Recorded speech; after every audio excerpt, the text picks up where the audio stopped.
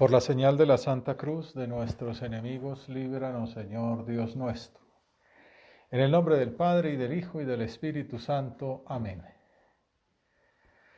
Señor mío y Dios mío, creo firmemente que estás aquí, que me ves, que me oyes. Te adoro con profunda reverencia. Te pido perdón de mis pecados y gracia para hacer con fruto este rato de oración. Madre mía Inmaculada, San José, mi Padre y Señor, Ángel de mi guarda, interceder por mí. Celebramos mañana la segunda semana de la Pascua, en una situación extraordinaria, en pandemia, en nueva cuarentena, con optimismo por las vacunas. Nos van llegando noticias de seres queridos que van recibiendo sus dosis, pero al mismo tiempo, pues con la mala noticia del tercer pico. Sabemos de amigos y parientes enfermos, fallecidos, las amenazas de nuevos confinamientos, como la misma vida, dificultades, incomprensiones, contradicciones de dentro y de fuera. ¿Qué novedad podemos plantearnos? Puede significar para nosotros, puede traernos la celebración cíclica de otra Pascua más. Quizá puede ayudarnos a acudir al Evangelio, al de la misa del segundo domingo de Pascua, a contemplar la situación de esos discípulos que estaban desesperanzados tras la muerte de Jesús. San Juan, cuentan los exégetas, tiene 2 capítulos sobre la resurrección, es decir, el doble de lo que escriben los sinópticos. Lo mismo sucede con la pasión. Este evangelista, el cuarto, considera la resurrección como un momento muy importante de la revelación de Dios entre nosotros. Estoy estudiando ese tema para dar un curso. La revelación de Dios comienza con la creación y con la alianza y con pues todo lo que va pasando en el Antiguo Testamento, los profetas. Pero en Cristo lleva a su plenitud esa palabra creadora, esa palabra de alianza, esa palabra profética. Y San Juan nos muestra que como que la plenitud de ese culmen de la revelación en que consiste la encarnación de Jesucristo se da en la resurrección. Mientras los sinópticos ponen el énfasis al describir lo que hace Jesús resucitado, el énfasis es que Jesús resucitó. Juan insiste en que asciende al Padre y comunica el Espíritu Santo. Dice que para Juan, Cristo fue crucificado y glorificado ya en el mismo momento de la pasión y de la muerte. Todo el misterio pascual, a partir de la pasión, es un retorno al Padre que comprende la cruz, la resurrección y la ascensión. Por eso Jesús habla de la glorificación, en que consiste esa izada en la cruz que hemos representado en el retablo.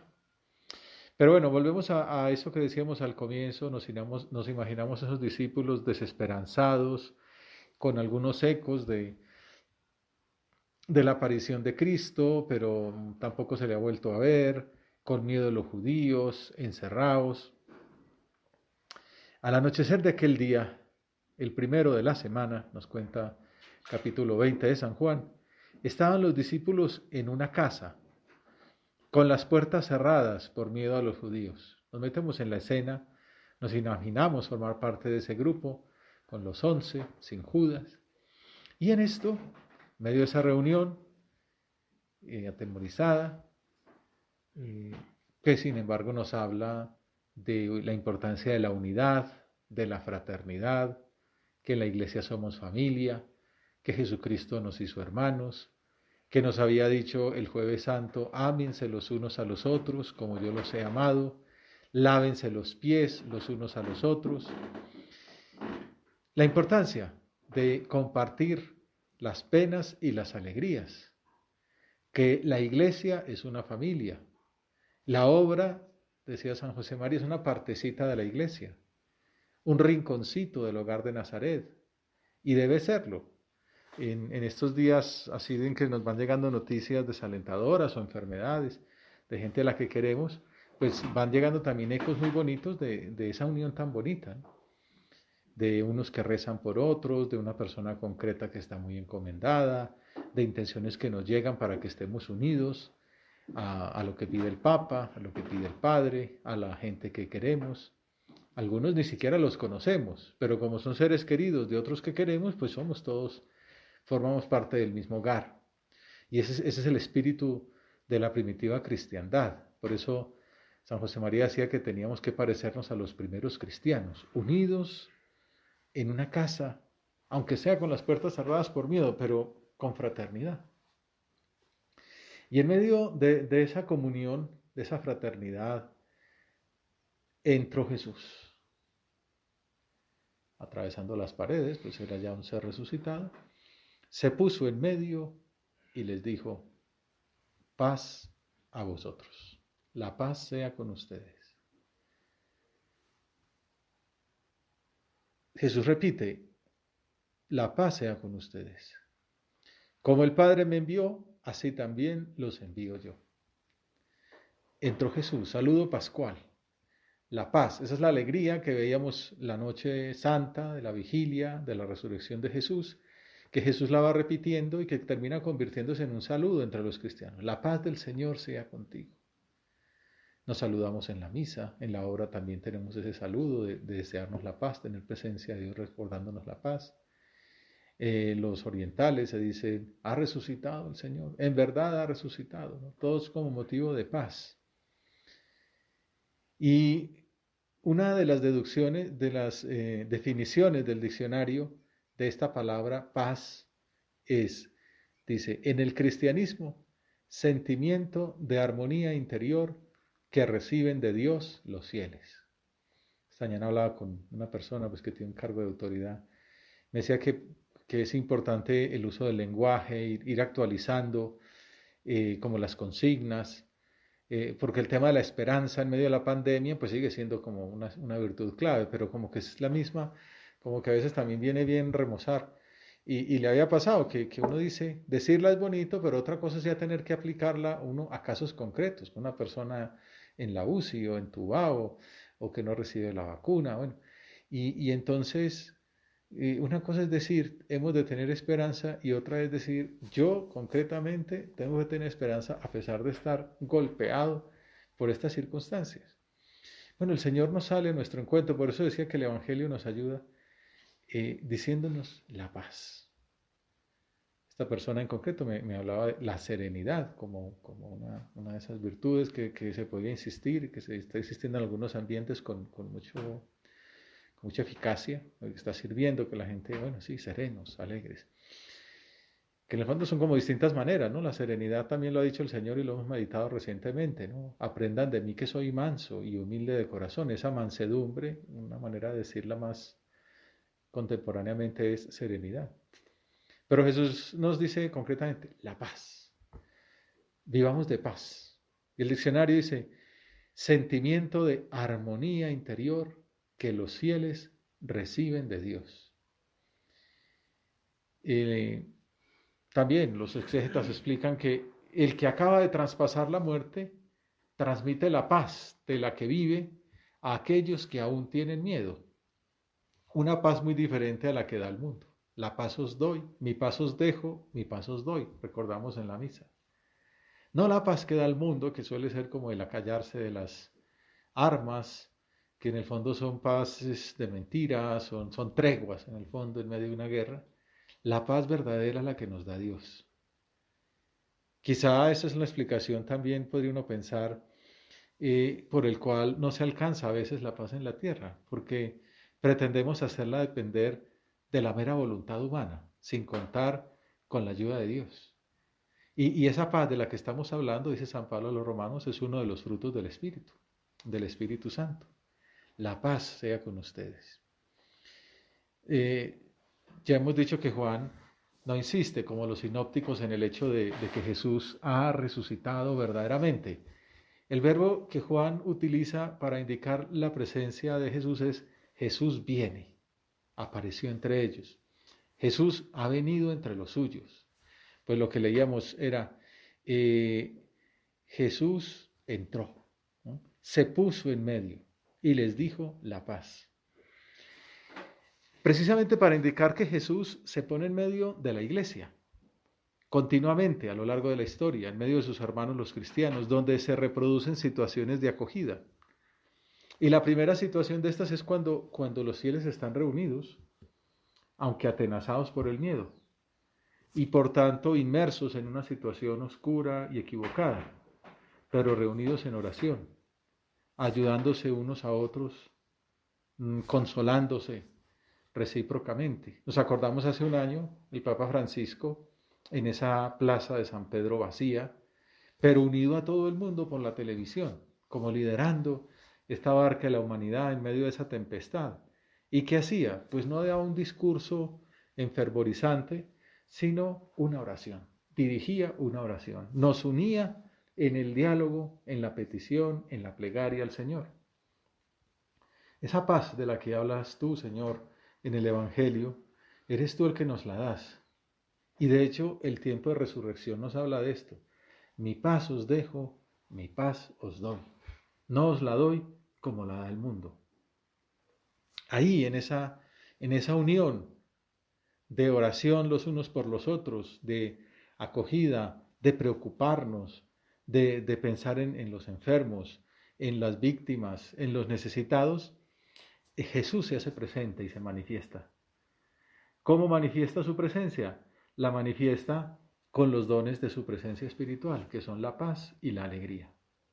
Quizá entonces este Evangelio nos habla de dejar entrar al Señor a nuestra vida, estar más con Él, experimentar más esa comunión, perder el miedo del que hablan los papas, no tengan miedo, abran las puertas del corazón a Jesús, por la oración, de ese Jesús que está presente en nuestros hermanos, especialmente en los más necesitados, en los marginados, en los pobres, en los enfermos, en los que sufren.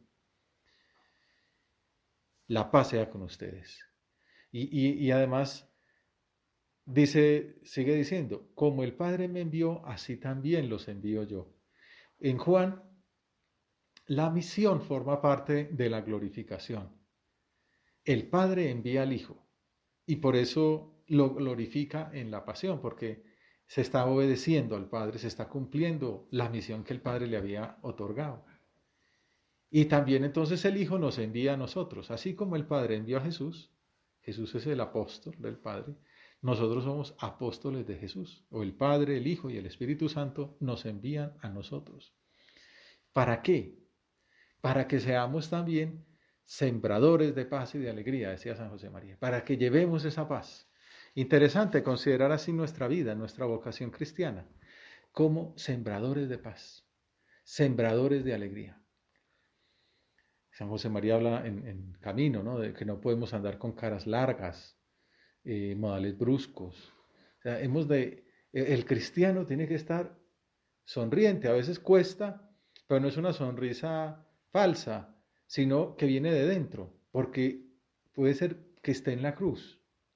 Esta semana nos ha pasado en la hora, esta mañana falleció un teólogo de la Universidad de Navarra, ayer o antier falleció un infectólogo de Harvard, numerario, antes pues falleció una numeraria, y como que van llegando noticias y noticias de personas enfermas, de personas que mueren, y obviamente no es que uno pues vaya a armar un baile por eso, pero decir, bueno, en el fondo también han descansado en la paz del Señor, otro sacerdote mexicano.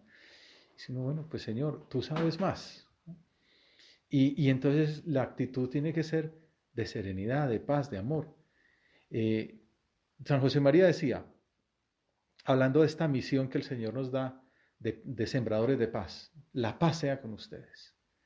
Así los envío yo como el Padre me envió. Y habla de dónde viene ese desorden, esos conflictos, esas desavenencias entre los hombres, entre el hombre y la creación. Pues bueno, nos imaginamos compensarlo poco que vienen del pecado original. Y escriben una carta, fue el pecado de Adán el que rompió la armonía divina de la creación. La creación fue una maravilla, todo hermoso, una obra maestra de Dios, y esa envidia del demonio, pues irrumpió y rompió la armonía. Y esa envidia que hizo que el hombre también utilizara mal esa libertad y en su soberbia y en su orgullo se fuera contra Dios, que fue terminar yéndose contra la creación y contra el hombre mismo y contra la mujer. Pero lo bueno de la revelación es que continúa en el tiempo como historia de la salvación. Dios Padre, llegada a la plenitud del tiempo, envió al mundo a su Hijo unigénito para que restableciera esta paz. Esa es como una manera muy bonita de ver la misión de Jesús. Tú, Señor, fuiste enviado por el Padre para restablecer la paz, para restablecer la armonía divina. El Señor nos llama ahora para que lo imitemos como hijos suyos queridísimos, dice la Escritura, colaborando humilde y fervorosamente en el propósito divino de unir lo que está roto. Colaboradores de Dios. Qué maravilla uno saberse parte de una misión tan grande, que hay gente que no tiene, ahora se habla mucho de la palabra propósito, ¿no? Como, sí, saber qué voy a hacer en la vida, tener una misión. Pues nosotros la tenemos clara. Hay gente que no sabe, que cree que simplemente ganar plata o ascender en una corporación, pero llega un momento en que cuando llegan ahí después de haber perdido media vida se dan cuenta, pero esto no era la felicidad. Nosotros los cristianos en cambio sí tenemos clara nuestra misión en la vida. El Padre envió al Hijo para que el Hijo nos redimiera y nos enviara a unirnos en su misión, de ser sembradores de paz y de alegría. Qué maravilla, ¿no? Para que lo imitemos, colaborando humilde y fervorosamente en el divino propósito de unir lo que está roto, de salvar lo que está perdido. Podemos ir haciendo examen. Yo uno lo que está roto. A veces uno termina de romper más, porque va peleando, porque va imponiéndose, porque pues todos también tenemos ese pecado original que está ahí como una herida inconada y que a veces pues aumentamos con nuestras propias miserias, con nuestra soberbia, con nuestro orgullo, con nuestro salirnos con la nuestra, con nuestro decir la última palabra. Puede ser una manera de entender nuestra vida y este tiempo pascual una ocasión de convertirnos. Decir, pues lo hemos intentado, pero qué bueno que diéramos un paso adelante en el propósito de Dios para mí es que sea una persona que une lo que está roto. Ahorita estaba leyendo una historia, yo creo que tiene mucho de autobiográfico, de personal, de un buen cristiano que se había convertido pues como en coach, ¿no? Y que eso le había salido porque le había ayudado a un amigo a reconciliarse con su esposa.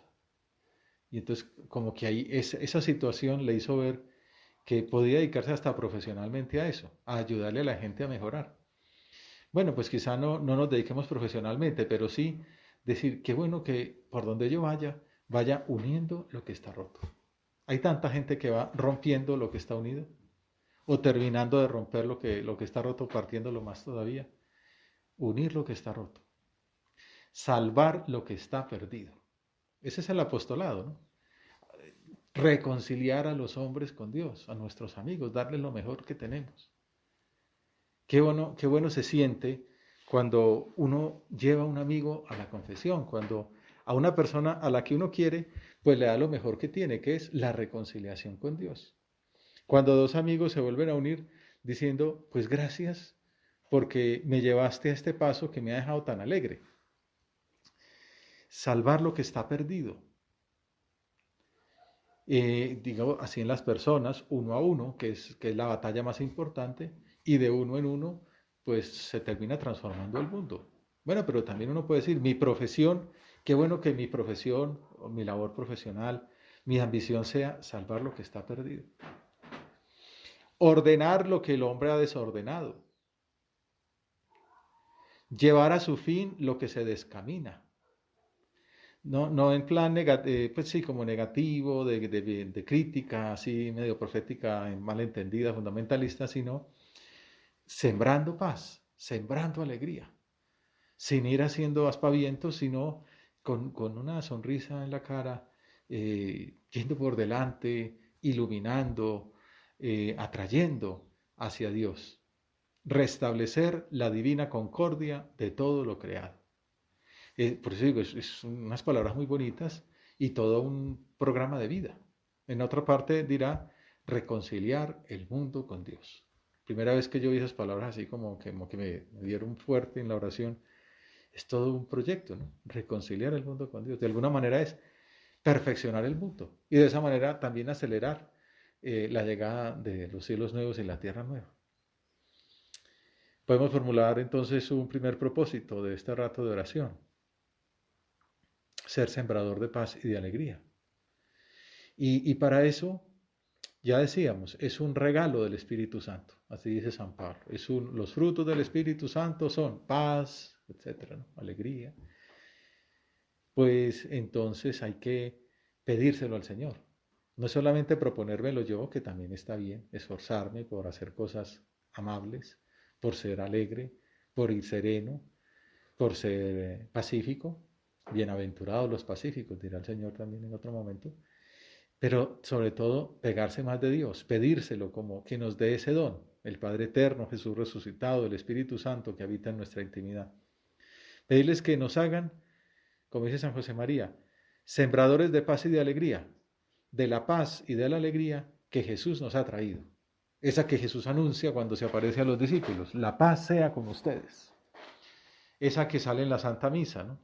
Dense fraternalmente la paz. Ahora pues toca omitir ese saludo o decirlo pues con una inclinación de cabeza, pero darse la paz, que es una manera también de demostrar que es un requisito para la Eucaristía, ¿no? San Pablo dice, no puedes ir a comulgar, a tener la comunión con Dios cuando no estás en comunión con tu hermano. Primero reconcíliate con tu hermano y después ve y comulga el cuerpo de Cristo. Y la Iglesia nos pone como manifestar esa paz con ese gesto de amistad, de fraternidad, antes de ir a recibir el cuerpo del Señor. La paz del Señor sea con ustedes. El fundamento de esas virtudes no es simplemente como una consigna corporativa, de ahora en adelante propongámonos ser mejores. El fundamento es ontológico, ¿no? Tiene una fuerza de gracia de Jesús que nos precedió. Y está más adelante en la escena que estamos contemplando. Es la fe en que Cristo resucitó de verdad, en que Cristo triunfó sobre el odio, sobre el pecado, sobre la muerte, que ascendió al cielo y que nos envía a nosotros. Y dice San Juan, diciendo esto, que siembren la paz, que son enviados, les enseñó las manos y el costado. Son como, San José María le gustaba decir, como la prueba de identidad, ¿no? Como la consigna, ¿no? El pasaporte, es decir, soy yo, el mismo que estuvo con ustedes. ¿Y qué pasa? Los discípulos se llenaron de alegría al ver al Señor. La clave de la alegría no es simplemente pues, que gane tu equipo de fútbol, el clásico, ¿no? La clave de la alegría no es estar tomando la bebida favorita, la comida que más nos gusta, estar con las personas queridas, todo eso ayuda. Pero la verdadera clave de la alegría es llenarnos de alegría al ver al Señor.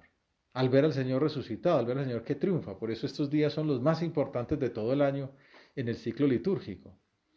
Y por eso Jesús muestra sus llagas, como mostrando su humanidad, como que son la prueba de su identidad y la fuente de la alegría para sus discípulos. Y ahí ya da para ahondar, estos pasajes son muy, muy intensos, muy llenos de contenido, y da pues para un curso entero esas llagas de Cristo, ¿no? Pues seguramente en el carpo, en la muñeca, porque pues por eso Jesús las muestra. Y veremos más adelante pues que le dice a Tomás, trae tu dedo. Porque nos recuerdan que la alegría, algo que salía hace unas semanas, la alegría tiene sus raíces en forma de cruz. Nadie está feliz hasta que se decide a no serlo. Ahora que estuvimos en Semana Santa, en esa Semana Santa solidaria, proyecto social universitario, trabajando, varios me lo decían. Uno se olvida de sus problemas personales, ¿no? Está construyendo la casa a esta familia necesitada, está compartiendo con los demás, cediendo lo mejor al otro, y queda uno exhausto de tanto trabajo, pero con una felicidad tan grande, ¿no? La alegría de saber que estoy gastando mi vida para los demás. Estoy mucho más contento que si estuviera en un Hilton, esto es saber, en Singapur, ¿ok? Porque a veces sería, pues sí, pues estoy aquí, pero no estoy profundamente lleno, no estoy lleno de Dios y de amor, como si estoy cuando he sacrificado mi vida al servicio de los demás. La alegría tiene sus raíces en forma de cruz. Que el camino para la felicidad pasa por la decisión de emplear la propia vida en servir. Y precisamente por eso sucede que cuando hay ambientes de estos, así de formación y de entrega y de abandono y de solidaridad y de darse, surgen entonces, por ejemplo, los deseos de entregarse a Dios del todo. Y llamaba la atención, porque eso era todo público, y la gente lo iba diciendo, pues yo quiero entregarme a Dios, yo también, yo lo vi en la vela al Santísimo, el Señor me mostró que sí, que está cerca y que me busca, y el otro hombre, pues no sé si es de esto o de esto, pero desde luego Dios me pide más. Qué bonito el ambiente pascual así. Y qué bueno, y pido oración por todas estas personas y que todos nos lo planteemos, ¿no? Emplear la propia vida al servicio a Dios y los demás, como entregarla, como hizo Jesús, ¿no? Poner su cuerpo ahí para ser clavado en la cruz, entregarlo en la Eucaristía, son como los misterios centrales de nuestra fe, el abandono de Dios, el darse hasta el extremo, ¿no? No he venido a ser servido, sino a servir y dar la vida. Pues ese debe ser también nuestro lema. Y nuestra alegría, nuestra paz, nuestra serenidad, nuestra fortaleza, nuestra misión es entregarnos como se entregó Jesús, morir como murió Él para resucitar con Él. Así lo dice San Pablo. Y es lo que hicimos al bautizarnos, que pues no éramos conscientes, pero en la vigilia pascual lo recordamos y renovamos esas promesas. Creo en el Padre, creo en el Hijo, creo en el Espíritu Santo, rechazo a Satanás, me entrego, quiero ser otro Cristo, quiero morir con Cristo y resucitar con Él. Pues bueno, eso que lo decíamos, quizás estábamos un poquito somnolientos aquella noche, porque pues la vigilia a esa hora ya empieza a estar dura. Pues ahora, los que han sobrevivido pues a media hora de meditación, pues volverlo a decir, Señor, sí, me entrego de nuevo, me renuevo, quiero ser como tú, quiero contemplar esas llagas y que esas llagas sean el modelo de mi vida.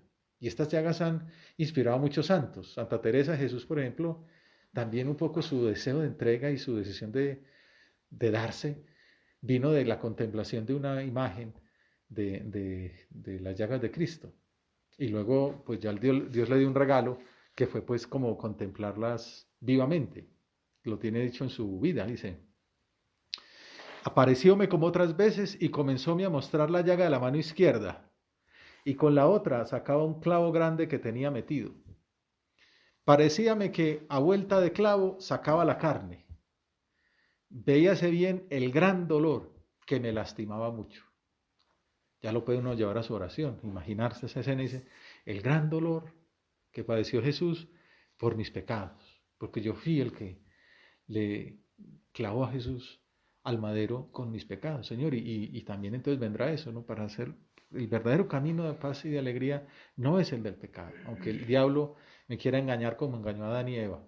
No, Señor, que lo tenga claro. El camino de la paz y la alegría es el de la unión contigo y que dedique mi vida como Santa Teresa a desagraviarte y a llevar a felicidad a los demás, no a buscarme a mí mismo. San José María también lo dice en el punto 288 de Camino. Allá en Burgos, en España, lo experimentó muy profundamente, en plena guerra, mientras hacía su tesis. Métete en las llagas de Cristo crucificado. ¿Cuál es la clave para ser feliz? Meterse en las llagas de Jesús. Allí aprenderás a guardar tus sentidos.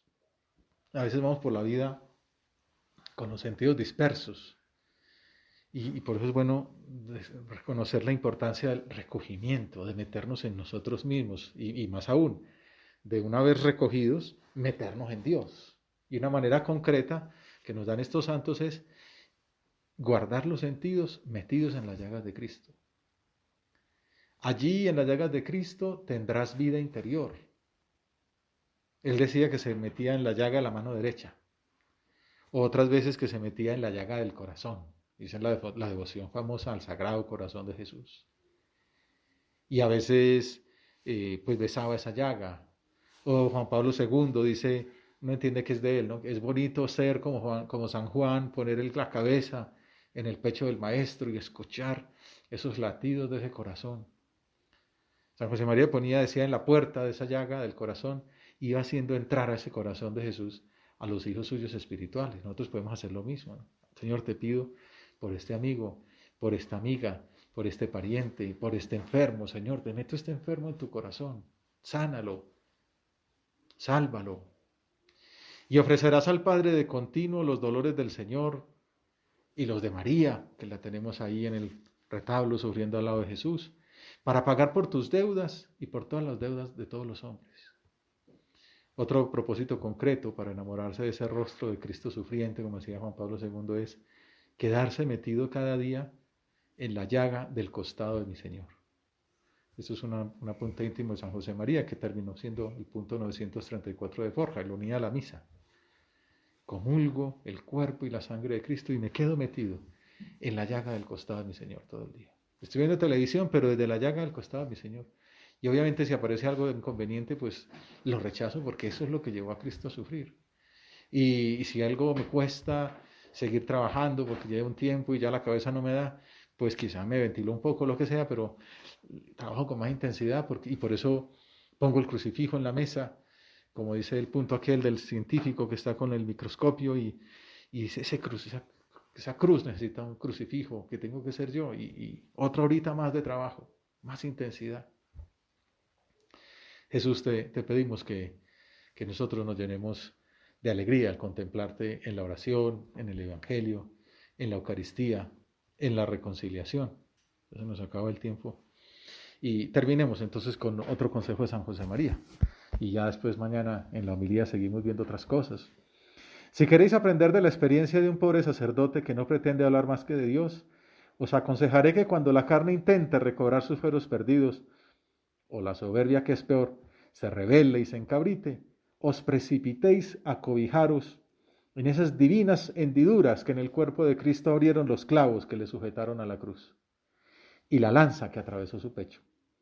Id, como más os conmueva, descargad en las llagas del Señor todo ese amor humano y ese amor divino, corazón en la cruz.